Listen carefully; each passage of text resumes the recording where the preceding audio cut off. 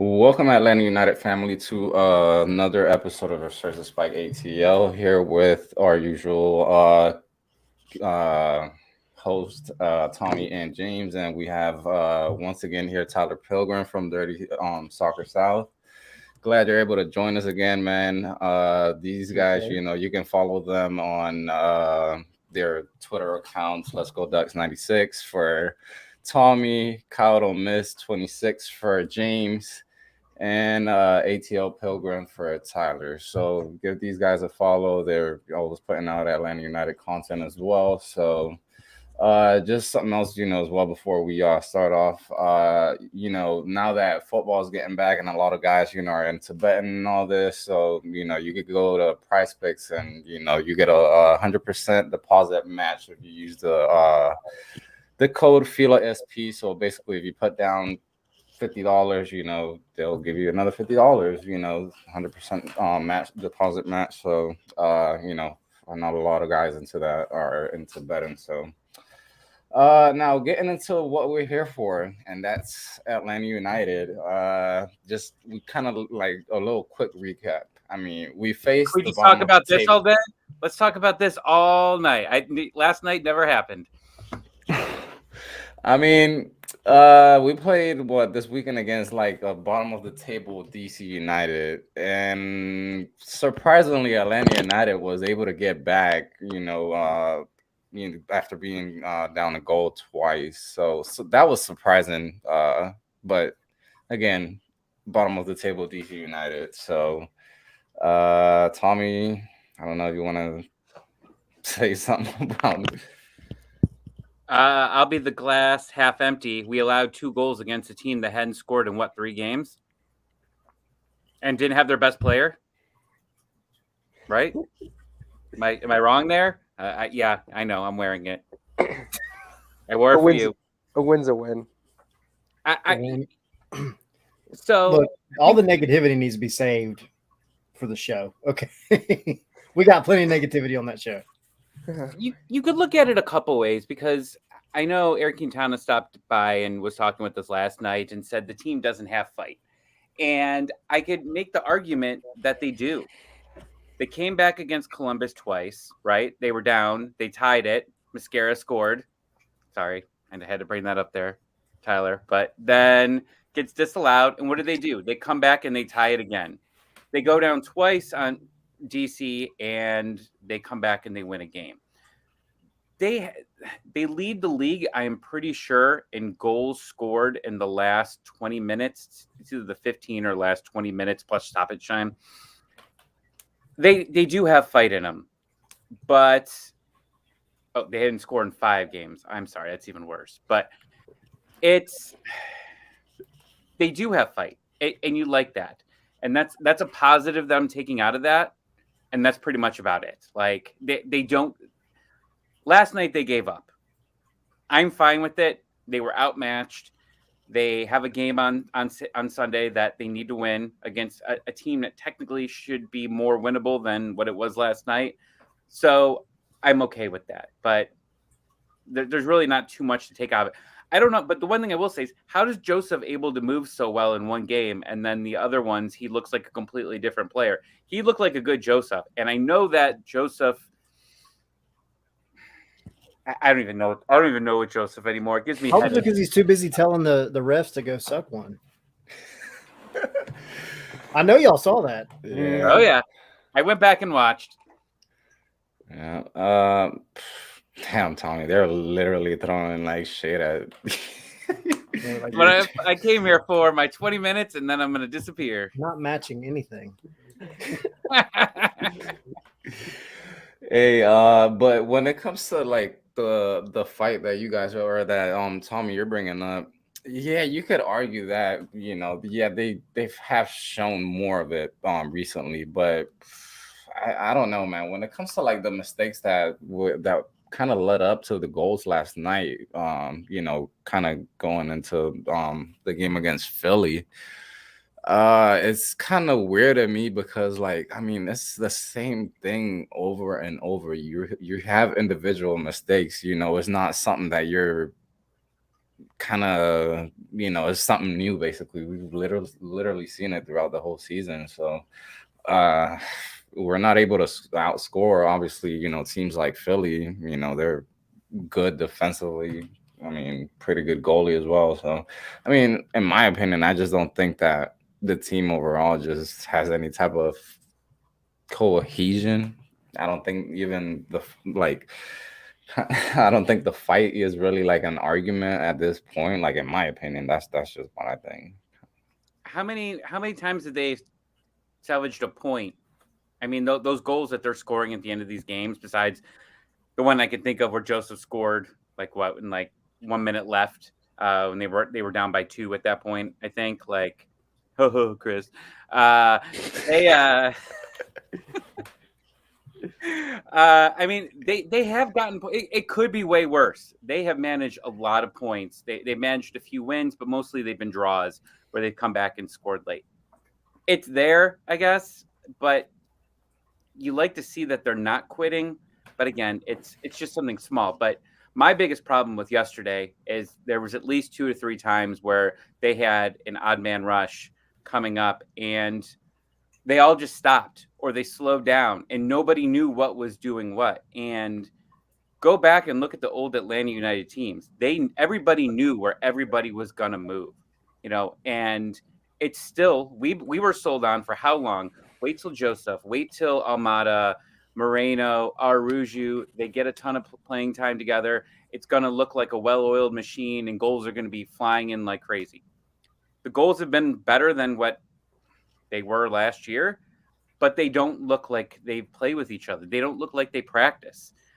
It's usually one person's great effort that allows a goal in. I mean, the rebound was nice yesterday. That Gutman came flying in and dolphined in the goal, but it's just too many times where it doesn't look like these guys work together. And even on the center back part, the center backs don't always work together well, and it's just frustrating.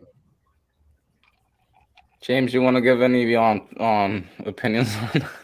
I just feel like, recently we've just chose one half to really play well, but I feel like with yesterday, the more that I kind of got in depth with it, I don't think Pineda's changes really put us in the best position to replicate the performance we had in that first half, especially when you sub off Franco Ibarra for Marcelino Moreno. It just, if you liked how you played your system in the first half, which we played really well, the second half, the only chance was that Caleb Wiley play to Almada, which he hit it over the bar. It feels like we just throw the kitchen sink, and it happened against the Red Bulls game, and obviously didn't go well. It just doesn't fit, and we lose cohesion in the midfield. We just lost everything, and to the point with Tommy where we had that break and nothing happens is because there's just too many guys, and they obviously don't fit together, especially when you throw them all on in the game like that. And I don't know. It's just the drop-off was very confusing. You go from 11 shots, 5 on target in the first half, to ending the game with 5 shots on target. You didn't do anything in the second half. I just feel like the changes didn't fit how we wanted to play that game in the second half. Especially against a team like Philadelphia. DC United, yeah, you can throw those guys on there, but against a good team that can break you down like that, it showed again that those weren't the right guys to go into the game because they didn't fit. Sometimes it's better to not throw the attacking and put guys that are more central. But that's my take on the only one good half we had yesterday. Yeah. So my thing about overall, earlier in the season, it was funny because everybody was joking around and they were like, man, Pineda takes forever to make subs. And now he's doing the exact opposite. And he's literally throwing everybody out. And it's like, I understand he wants to, kind of unleash the hounds and let the attack run and do all that. But the moment, and it's not one individual because all the subs looked pretty rough, minus maybe Dom Dwyer. And that's not saying much. But they came on and the team couldn't complete a pass hardly in the final 30 minutes of the match. They just looked terrible. And going back to what Tommy was saying earlier, they can't put together a 90-minute performance. And there's a lot. It's not just one thing. You can't pinpoint one thing, but there's so many little things that are just all melding together into one giant cluster. And yeah, I mean, you go back to the DC match, and it was good. I mean, they showed some fight. The team has fight. I mean, you go back to the earlier part of the season when who was it, Montreal in Atlanta, when they just fell apart, and then scored like what 2 golazos until like 5 minutes left, and scrounged out a point. But I mean, we should have seen the signs then, I guess. But you can't rely on that. We said that then. You can't rely on that kind of stuff. But the team just doesn't have any chemistry. They just don't look well together. And then you bring on the subs, and all the chemistry that was there is completely gone. Yeah. Speaking on the subs, I pulled it up here that Martinez came in about 5 minutes before they scored the 3-1 goal. And then after that was when Mosquera and Moreno came on. I just feel like even putting in George Campbell at center back or, Amar Sejdic in the midfield would just be something that's helpful before we go down 2 goals. I would have actually, and I meant to mention this yesterday, but I almost would have put Campbell in. If we were going to swap out Ibarra, put Campbell where Ibarra was at. I mean, he played that role last year pretty well. Yep. Those are the guys that are gassed. I mean, the defense, it showed because they could just break us down so easily. And I mean, why not? You have 5 subs. We did use 4, but I don't know. I think it's silly when you do 4 attacking subs in a game, especially when it showed that the guys were just gassed. Yeah, and I mean against Philly as well. I mean, we mentioned that. I mean, they're got the most clean sheets, I believe, in MLS at the most. They're tied for it or something like that. Or I'm not sure if that changed actually, since Gutman scored that yesterday. So I don't know if that changed. So, but I don't know I'm pretty sure somebody talked about this yesterday on Twitter Spaces, but I mean, with Rocco, I mean, I'm pretty sure some fingers have pointed at him. I mean, no, just not one thing. Oh, yeah, I just didn't want to say everybody, but I mean, I'm pretty sure somebody's got to defend him, right? Even his staunchest defenders would have trouble with at least one of those goals yesterday. Arguably a couple of them, but it's just, I mean, I don't know, man. It's so freaking frustrating because the only guy that we have behind him is a guy that, and I know that everybody looks at that video and they say, oh man, that looked really bad. And I understand that. Like, that's not the point of the video. That's not the point of the drill that they were running where that video was caught. Godinho just kind of like floating around, not doing anything. But if you're part of a team that is really, really desperately trying to make the playoffs, and you really, really want to try to make it to Qatar somehow as a Mexican goalkeeper for your national team, I would probably be putting forth all the effort I could, no matter when it was. It doesn't matter if that drill was designed for goalkeepers or attackers or not. It's a chance for you to show something. Ooh, I love this question. Yeah. Anthony's just rocking it with this one. Oh, let's do it again. I got to stretch before we do this one. In a perfect world, you're getting rid of at least 5 to 6 players. No chance, though.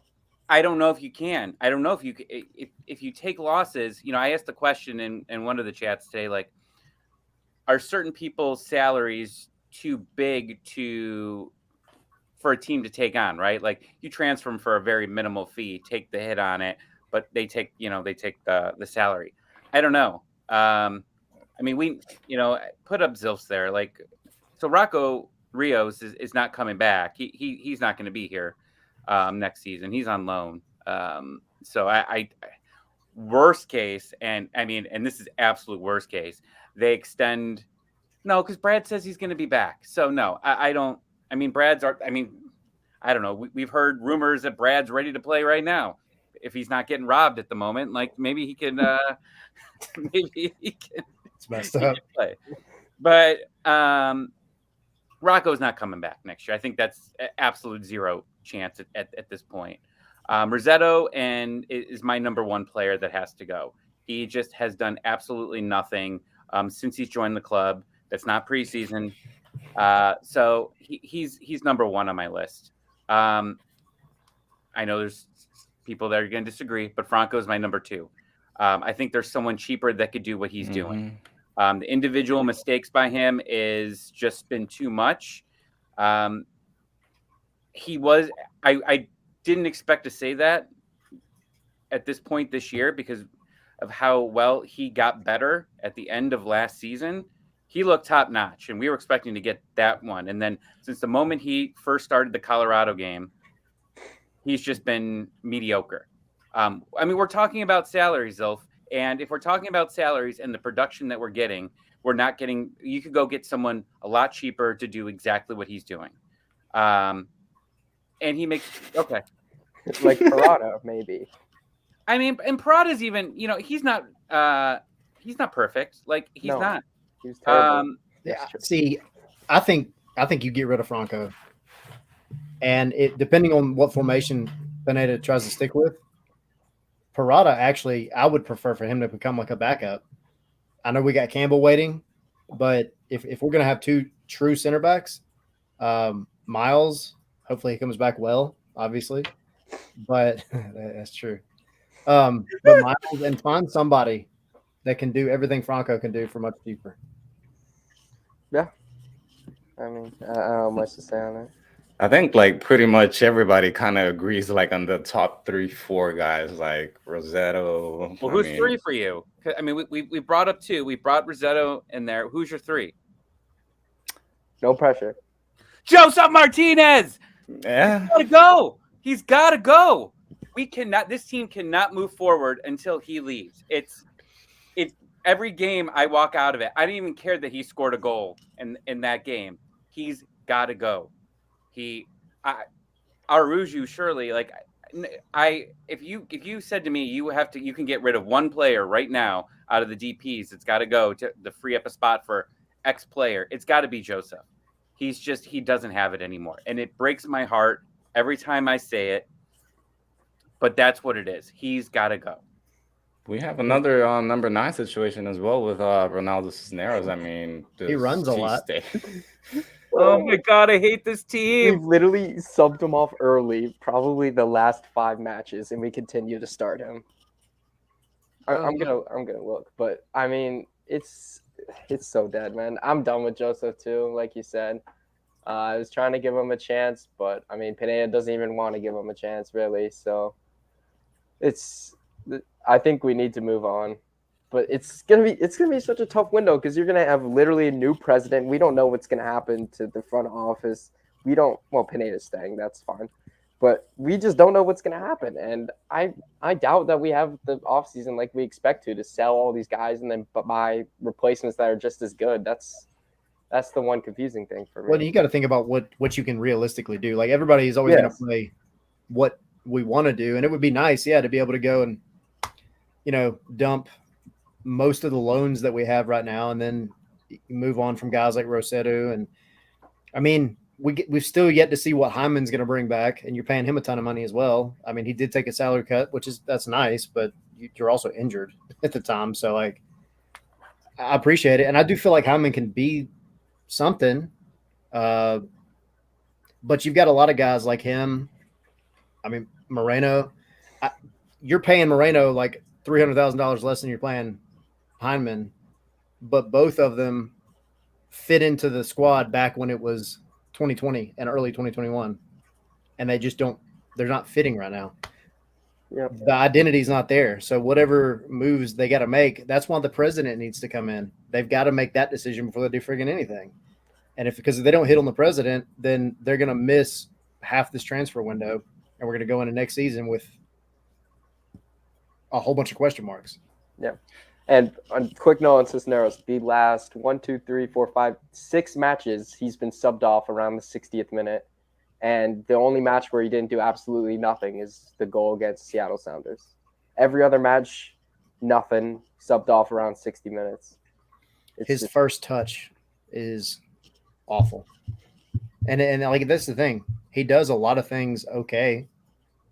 Yeah. But he can't receive a ball to do anything with it.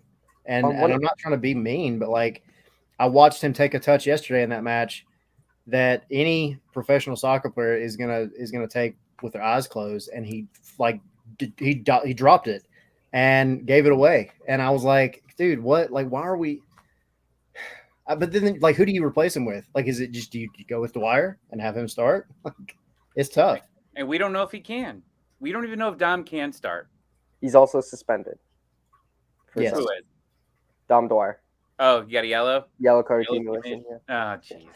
But I'm not even mad at it though, because Yeah. somebody has to show some attitude somewhere. Yeah. I mean, those have been literally all his yellow cards this season. So Yeah. Were you impressed after the first 20 minutes of that game yesterday? Like after the first 20 minutes? Like, Yeah. Okay. And I wanted to make sure I wasn't crazy because I Like- thought for 40 minutes they played fairly well.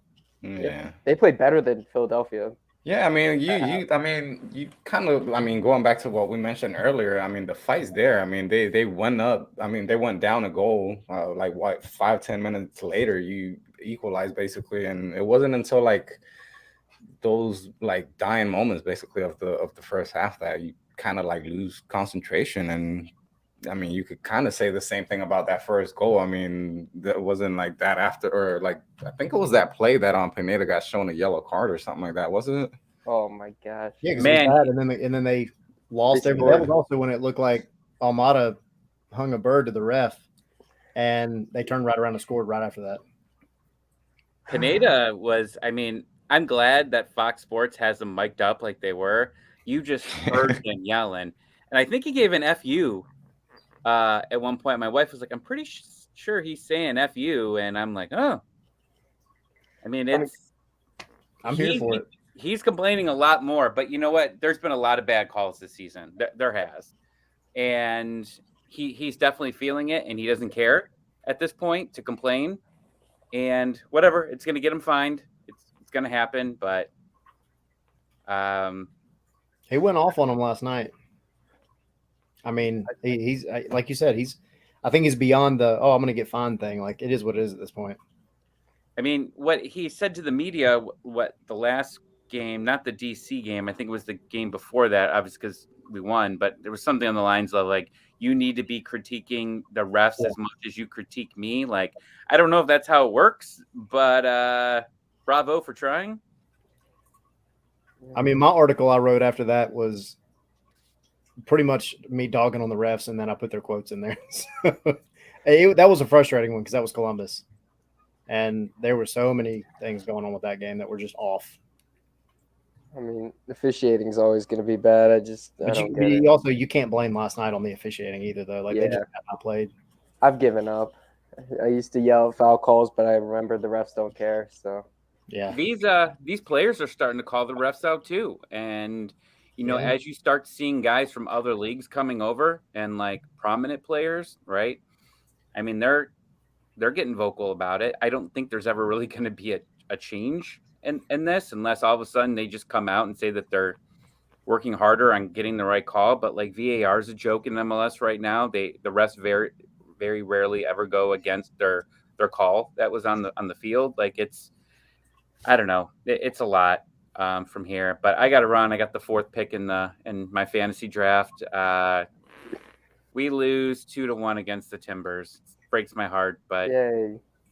Yeah. How much we losing? How much? 2-1, not 21-1. 2-1. No. I thought you said 4-1, but cool, man. I mean, it was both midweek games, so like people were on there like complaining that like why did we start all of our lineup? Like we had a couple people last night that were like asking that, and you have another team who's got a midweek game, so you don't have that advantage, right? And they had to play all the way to the end because they won 2-1. It was a close game, so love you too.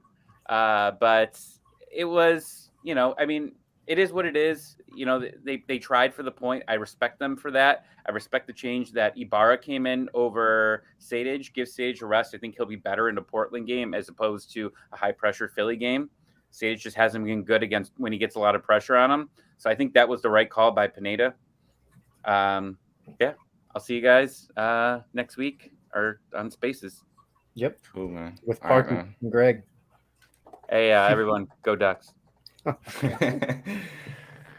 All right, man. So there was, I mean, some people have been throwing some comments on here, or kind of just been chatting between. You go back to that one about themselves. Boca. We can talk about Boca if you Or what did Yeah. you guys think of Tata's comments last night? That was another thing.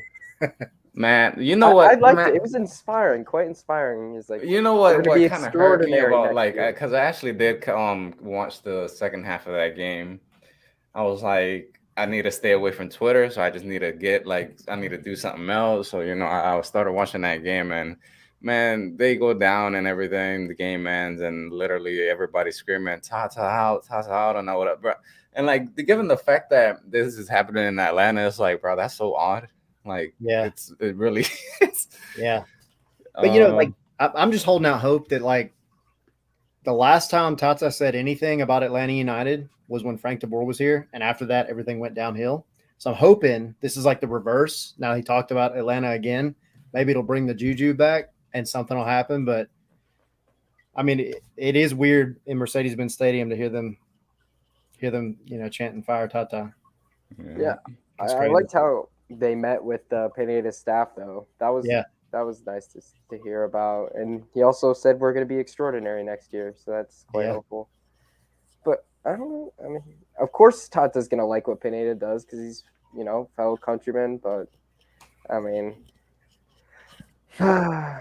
that's just another topic. But so going back to the Boca comment that somebody said on here, Nicole, I mean, she said she's a founding member and she hates to say it, but the team is now trash basically, and Boca's, needs to be shown the door.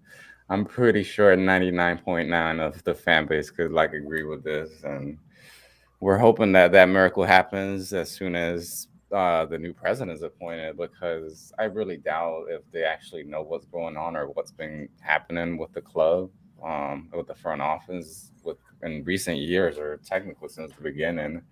They have to be informed of what Boca has kind of been or kind of done with the team. And I mean, you could argue that some of the moves were, just not up to him. Same as well with some things that he's done well. But overall, I feel like he's kind of been more of like, how can I'm trying to put it in the right term. Like, he's just been a guy that's kind of been steadily kind of learning on the job. And I was actually watching Alexi Lawless. He mentioned something on here. Not on here, on Twitter earlier, that he was saying, I mean, Pineda is the guy that they brought in, a young coach that doesn't have any experience. They've also have brought in players that are young, don't really have a extensive career. So when it comes to them being just a bold club that they're gonna go after big things, I mean, Atlanta United's got to basically change the philosophy that they have as of now. I mean, whoever comes in technically has to come with new ideas, new staff, new just everything overall. Just bring a different vibe or a different, I guess, call it culture, whatever you want to call it. Yeah, I think it's frustrating because a lot of people, I think, look at what happened in 2019 as unforgivable. And it is frustrating when, he got rid of basically what was left of the 2018 squad for really stupid reasons. Now, I mean, we now know that. Some of it was pride. Some of it was, I don't know, maybe thinking he was doing the right thing. It's hard to say, but you look at basically wiping out the rest of that squad, and a lot of people saw it as unforgivable. Well, he's had almost 3 years now to fix it and hasn't. And so, and then that's not to mention the other stuff that he's just not the guy. I don't want to say he's a poison to the club, because I'm not, in the front office every day doing that kind of stuff. But you look at the decisions that are made public, and it's just, and some of the ones that aren't made public that are to the media, and it's what are you doing? You're making some terrible decisions. And I'm not saying everybody that he had his hand on has been a flop. That's not true. But you can't dismantle an entire team. And everybody wants to go back to the salary rules, MLS, blah, blah, blah. No, you could have kept some guys. You could have made it work. There were ways around it. It was not that you had to just dump everybody to try to bring in new people. That's not true. So I don't know. I think they got to move on from him. But the problem is now he's got, he just got a new contract last year, so they would have then, not that money's an issue, but then they got to pay him everything that he's owed if they want to dump him early. Yeah, I just think we need something fresh. I don't really have much to comment on it because, this league is very difficult. It's hard, but I can tell the decisions were bad. I mean, I felt like this summer, though, overall, the signings this summer were good, but I just don't think they probably were necessary. We're still looking for a playoff push, but, I like the Edwin Mosquera signing for the future, but maybe, the Parada loan or that other stuff for trying to save the season wasn't necessary, but it's difficult, but I don't have much to say about Boca because I don't really know the whole story. I don't like to get involved in that because Boca out it's annoying to me, and I agree with it, but it's just I don't know. I've seen it for 3 years now, and I'm just ready to get somebody new, but it's a difficult job. I can obviously. I feel like every time we see hashtag Boko out, even more flourish on Twitter and social media, it's like when the guy gets a new contract extension, it's like it's like we're supporting the guy or something low key, like damn. But you guys were mentioning playoffs. With everything that has played out this season, everything that's happened, bad results, injuries or whatever, we're still 3 points below playoff line. How crazy is that? Like literally. Yeah, I don't know. It's crazy, but I was looking at the Western Conference too. I thought they were, I don't know, like the Eastern Conference is super close, but I didn't realize how close the Western Conference was now as well, because there's 3 points between third place and eighth or something crazy like that. So, but yeah, I mean, the thing is, that's what's so frustrating. It's like either go in and because your fate is entirely in your hands at this point. Like you can do it. You're getting opportunity after opportunity that you probably don't deserve. And then they just keep throwing it away. And it would almost be less painful to just pull it out and be done with it. And then it's not as much of a, it's the hope that kills you kind of thing, I guess. But they got a chance. Yeah, I mean, if we make it, then that means we deserve to make it. And it's just like last year. We felt like we got hot and we had a chance, and then we had to play in Yankee Stadium. But I would love to play in Yankee Stadium this year with the state of that team in New York. I mean, I don't know what's going on up there, but yeah, if we make it, we'll go to Montreal, we'll go to New York, or play the Red Bulls, and I don't know. If we make it, I feel like it's definitely we'll be a little bit on a hot streak because that's gonna have to happen. I mean, but 6th and 5th place pushed up. It was 36 points for 5th place on Saturday before Orlando City got that lucky win on Sunday, and now Orlando are literally 9 points ahead of you in 5th. So it's difficult, but Orlando's got a lot of matches to play because they still have got that Cup final. And then we play them, a week after that, a couple weeks after that. So, yeah. I mean, that Orlando team, that's 2 straight games that they pulled in Atlanta United and scored in the last minute. I mean, it's crazy. But I mean, the results have kind of held for you, but I see 3 teams up there that we still have to play: Orlando, New England, and Toronto. I mean, it's our chance, but it's got to start with the win against Portland, who are confusing me because they literally beat one of the best teams in the league in Austin FC last night. So that's a different story. Pretty good comment over here from Chris. It's not like Pineda was bought in on board because he would allow Pineda to be all up in his business. Boca wants a yes man that will allow him to have too much control over the club. I think that's probably truer than people realize. Yeah, I can see that. I mean, I got a question really quick. This is on this topic. Should a technical director be helping choose the starting 11? Not really. I mean, don't see why he has any decisions when it comes to really anything that happens within the field game wise. Right. I mean, you would think the technical director's job was to, and I'm genuinely asking for a couple of reasons, but I mean, the technical director job, I think, is different at every club worldwide. I mean, I think they've all got a little bit of a difference, but I think for Atlanta, we typically look at that as being like the guy that's in charge of contract moves and scouting and stuff like that, right? Yeah. Okay. And you have a coaching staff that's going to get together and choose the starting 11, right? Okay. That's what I thought. Yeah, but I feel like the more that we have the same manager every year, the more I feel like the cohesion between, those two guys, because we need to start seeing like Pineda system players, which hopefully aren't guys like Ronaldo Cisneros, but I feel like Pineda should, we should start getting the guys that he wants, and maybe they can work together. And I mean, he's the guy that builds the roster, so okay, Pineda. I think Pineda goes through his full contract, his full what? He's got 2 more years after this year. I think he goes through that. And, I don't see him going anywhere. I feel like this project is there for a reason, and it can only get better.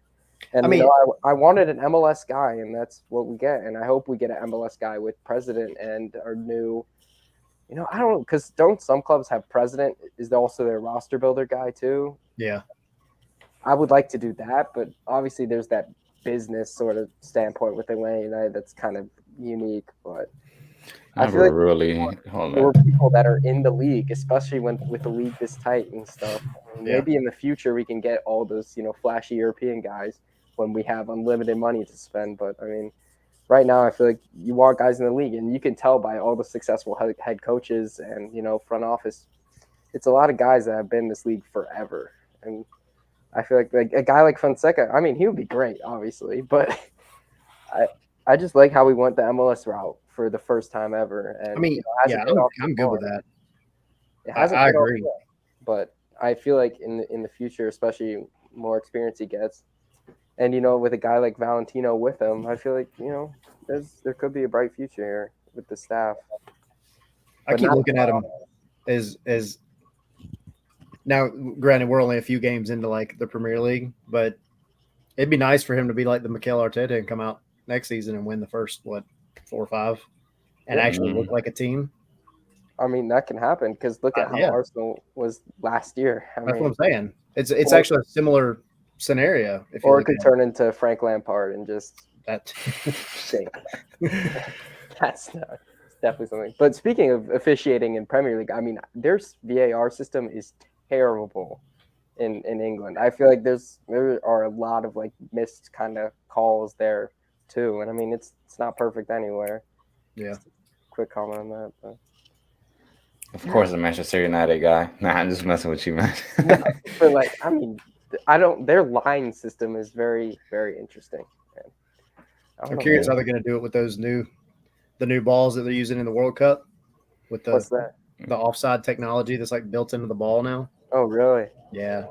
I don't think that's going to work well. I don't even know how that's like really like seriously how that's gonna play out. I'm pretty sure they're being trained for it or something similar. They can't even figure it out by looking at a freaking replay from like 18 different angles. I don't know how they're gonna do it. Yeah. Oh, I don't know who was the one that brought it up. I think one of you guys mentioned it on here, but on one of the chats somebody was mentioning it as well. Like the fact that sorry guys, freaking jets are going over the house, so if you hear something, it's is that.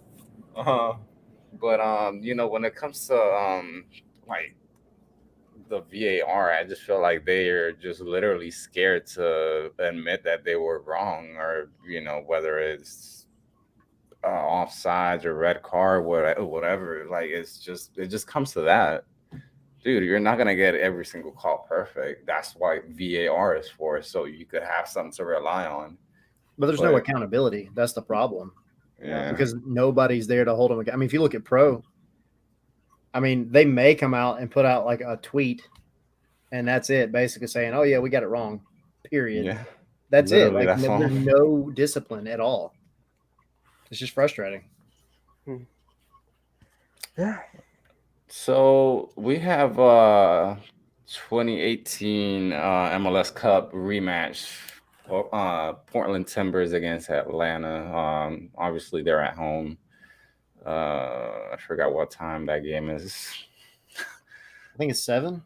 Again? On Sunday, isn't it? No, it's 5. It's 5, maybe. Yeah, probably. I know it's on Fox. That's all I know. I know it's gonna be like national televised. So great. Hey man, I don't know if that's good or that's bad. I mean, with how It's good for poor we've me. been, I mean, we've been on national TV so much, and I don't know if that's good or bad, but I don't know, we're just there. That's all that matters. Damn, man. So already throwing out the predictions, but 2-0 Timbers. I mean, man, I just think that honestly, man, and I mean, yeah, we're 3 points below the playoff line.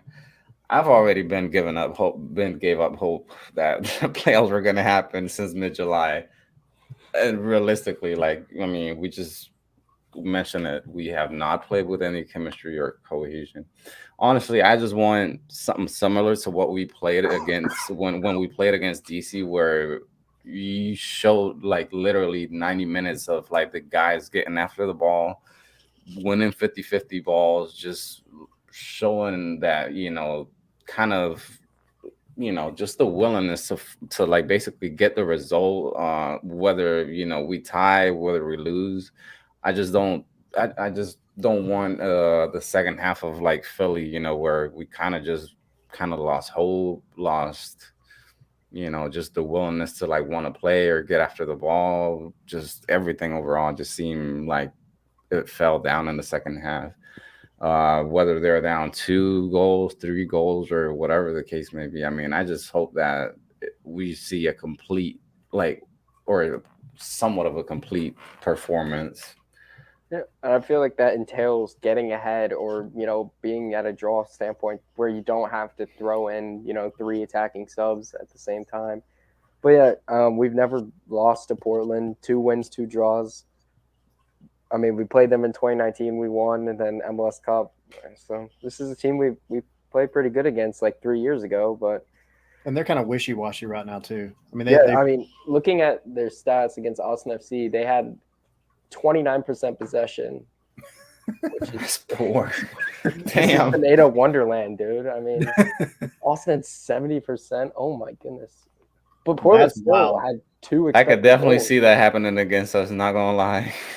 yeah. I mean, yeah, they had, oh my gosh, they had a 69% passing accuracy, and they still won with 29% possession. They've also won some pretty tough games recently, but they've been like they might be on a run now, but yeah, they were terrible. they haven't been great. So No. I mean, there's potential. It's definitely a team we can catch out. I mean, they lost 4-1 to KC. I mean, I don't know, man. This league is just inconsistent. That's basically because what they're it is. above the playoff line now too, I believe. I think they're right Yeah, they're just in. just above it. Yeah. I mean, when's the last time we've gotten a penalty though? Who's like that? That's another random thought because I remember that penalty. The one that Moreno missed back, like I think against Oh, Nashville or wow.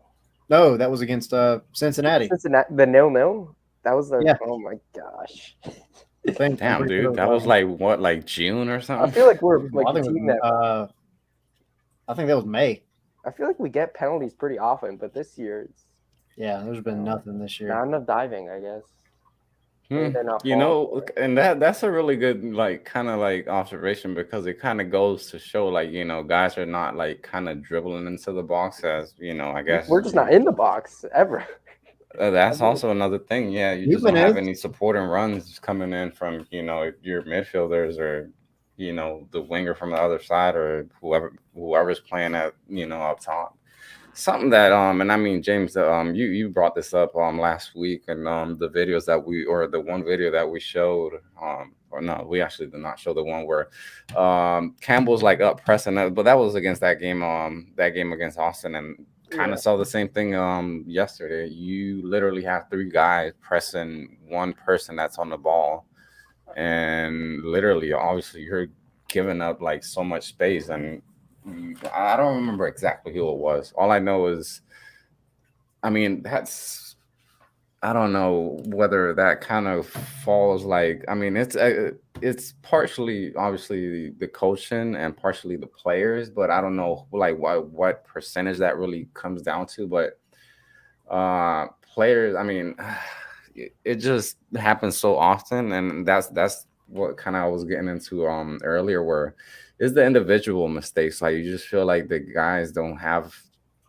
like they don't have the concentration at times to where you think that all right, they know like how a play could eventually like play out basically, but you just don't see that. You just don't see the intuition that from the defensive stand of view, basically point of view, where they're able to pick out these passes. I was actually really surprised yesterday with how Lennon, he was pretty, good at reading a couple of plays. I don't know if it was him or somebody else that cleared that one like right off the Lennon's line our as new well. goalkeeper. Yeah, I mean that was crazy. He cleared that one Yeah. off the line. Yeah, so I mean, there's times where he hasn't, he hasn't been the best, but I mean, I'll give him that yesterday. He was definitely, showing out He's been on good the since he defensive. came back from his injury, I think. Yeah, definitely better than we expected him. Yeah, way better than he was before, I think. I mean, Yeah. he was consistent, but he was just predictable, I think. And I think he's added something. I don't know what it is. I think it's hard to pinpoint, but I mean, he's not afraid to defend. Of course, that's technically his primary responsibility, but you know what you're going to get when he makes the runs forward. And they've at least been much more accurate. He's been doing something different. I don't think him and Araujo have any chemistry at all, but he's out there and he's trying to make something happen. He looks to me kind of like Gutman. They're playing for the badge at least, and I mean right now that's about all you can ask for. Yeah, I mean with Brooks Lennon, Doug told us like a week ago or whatever. He's like Brooks Lennon has been playing the balls. It's just the guys just aren't in the box, aren't where they're supposed to be. And then the next game against DC, he freaking gets 2 assists on great balls. But watching this goal back that you're talking about, I mean, it's just a bunch of guys clumped in the same area, and I mean they didn't defend it poorly. It's just no one got there in time to block the shot, and then Novo's obviously his positioning on that was pretty abysmal. But it was bad. I don't know. That wasn't the worst goal that happened. The worst one probably is the corner kick where you just let the ball or whatever it was just run through your whole team. That was pretty embarrassing. But yeah, I mean, I don't know. Pretty good comment here from Zelf. When it comes to like Almada, at times like I kind of saw that yesterday where he was literally getting the ball like right in the middle of the field, and somebody or one or two players came and pressed him and literally had to pass the ball back. Like he was not really able to pick out any like those passes in between the lines as he's able to do usually. Yeah, I mean Almada's pretty kind of key defender too in the midfield. I mean, he works hard to try and get the ball back. But I liked, going back to that play with Wiley where Wiley, destroyed that guy and then got the ball into him. I mean, yeah, that's kind of the position he's been in all year, sitting on the top of the box. Yeah, I mean, the whole midfield sits on the top of the box and passes around and do nothing. But, I mean, I saw that game. They were making pretty good runs. It's just, I don't know. I don't remember the second half because literally nothing happened, and I was freaking tired. But, I mean, it's – yeah. I think, to his point, I think the team's set up to do that, but they're doing the opposite. Yeah. They're trying to force a 9 to do something, and we don't have any 9s that are consistently doing anything. Exactly. Which leaves a whole question mark for who comes out with the starting 11. Because I feel like defensively and in the midfield, we might see Sejdic back in there. But, I mean, the attack's really a question mark. And I think Edward Mosquera or someone like that could break into the lineup. But I don't think Araujo's play bad. I think he should continue to start. I would, if we're going to consistently stick with what we're trying to do, I say screw the rest of them and put Araujo up top if you're going to have a 9. Sure. Like, Yeah. I'd do it in a heartbeat. Just put a bunch of pace. Throw Edwin out there too. I mean, yeah. You got to try something with something's got to happen different. Like we've been saying that for so long, and we're not.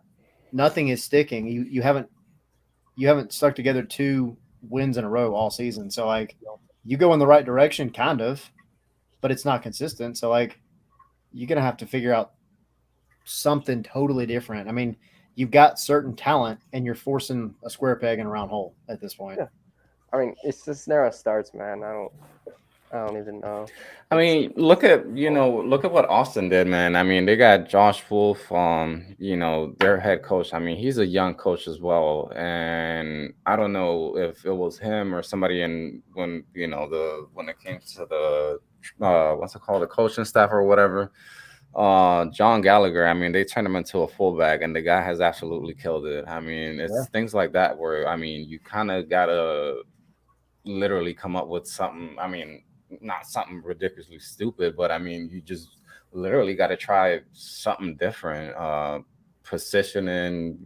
These guys have the time. Araujo, yeah, he's one of the guys that I feel like he's able to play any position up top, left, right, or middle. So I definitely don't see him struggling whenever it comes to him adapting to any position, basically.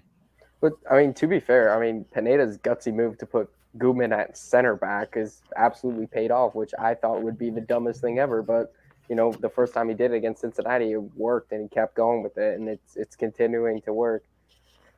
But yeah, there's I did think that was pretty stupid too. I think it makes everybody but surprised, though. That's what's so good about it, because you look at what Jim Curtin said last night after the match about a bunch of individual guys that are going out playing, because that's what they are. They're not a team right now.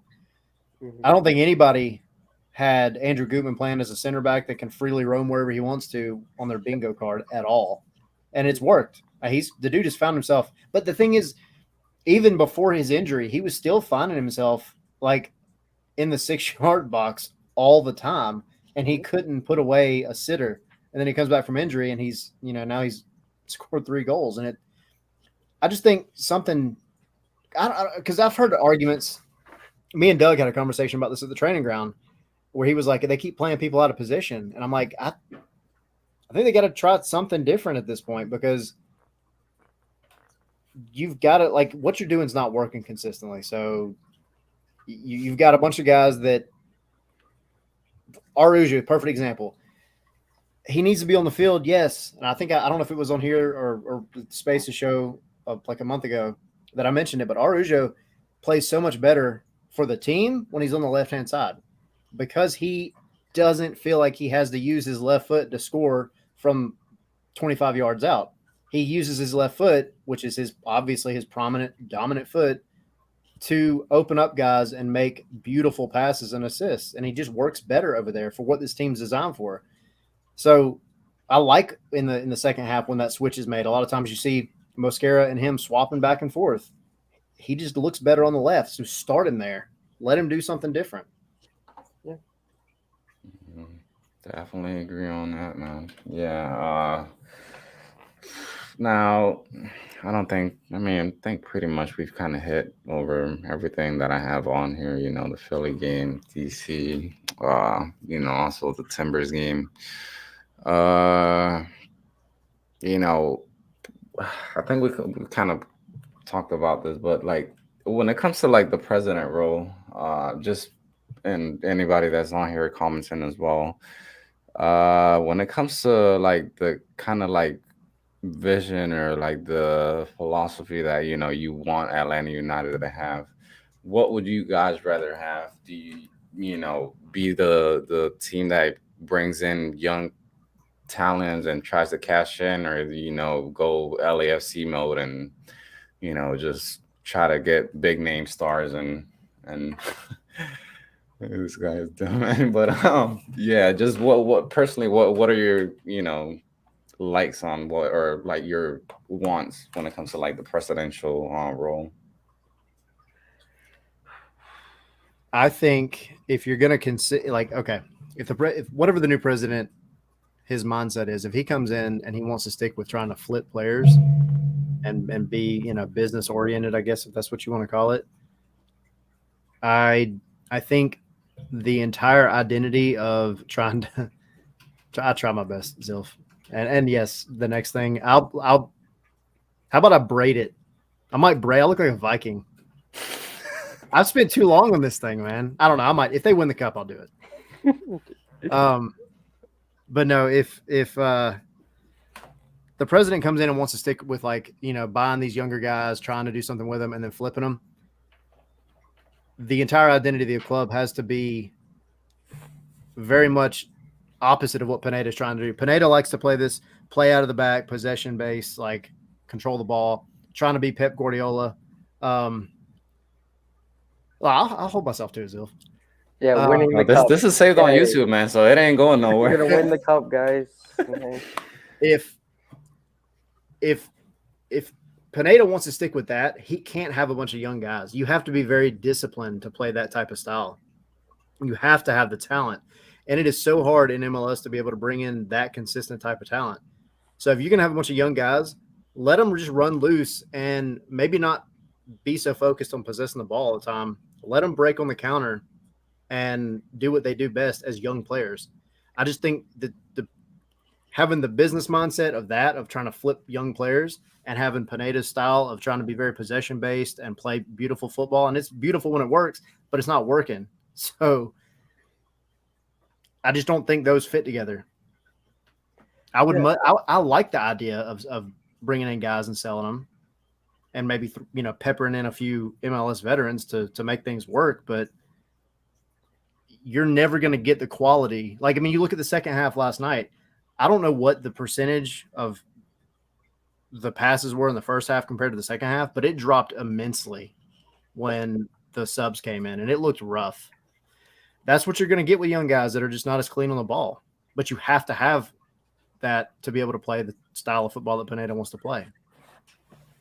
Yeah, I just, the question mark for me is what this president's role is going to be in the club, because, we don't know if he's going to be a Darren Eales or he's going to be a guy who does everything, including roster building. So I have no clue. Yeah, I enjoy our superstar players, though, our South American Player of the Year guys. And, it's certainly been a success. I mean, we've turned them basically all for profit except Barco, which is a freaking huge question mark this winter on what's going to happen. Because I don't think River Plate, right, will pick them up. But that's a whole. You can also loan them out again, though, because I think it's a 2-year loan. Oh, is it 2 years? I think so, yeah.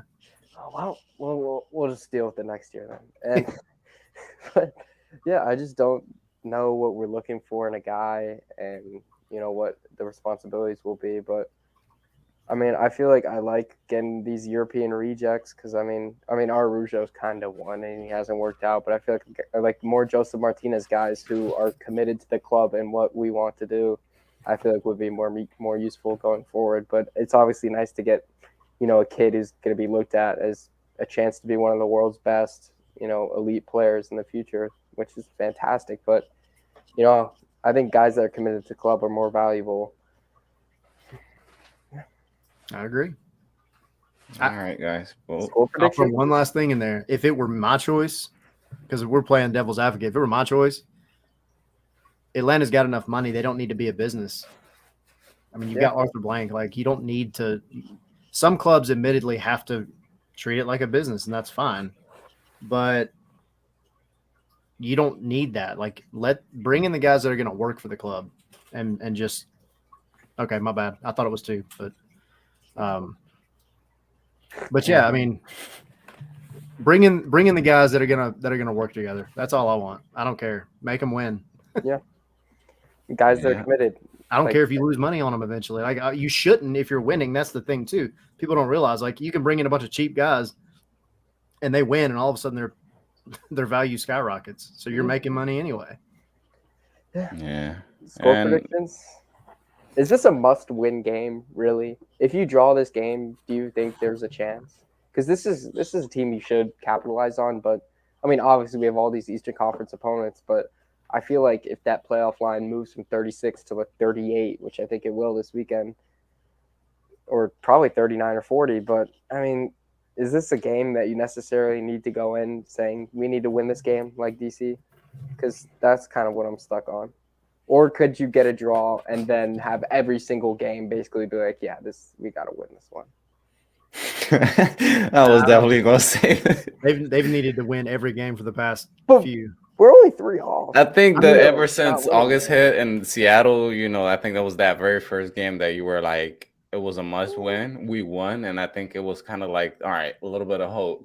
Then for me. I don't remember who we played after. I think it was the Red Bulls or somebody. And yeah, I definitely agree with Soph. I mean, we got to that point of the season where like the last 10 games basically were like you have to pick up points. You have to, a draw is not bad depending on like how you basically perform throughout the game. But given the fact that Atlanta have literally one of probably the toughest like 10 games in MLS the remainder of the season, they are must wins. Fortunate for them, you know, some results have kind of gone in their favor and basically every single week. So still only 3 points. If you want to keep it in your hands, it's a must win. I mean, you might get lucky again for like the 12th week in a row with other results going your way, but if you want to take matters into your own hands, you've got to win. You've got to win the rest of them.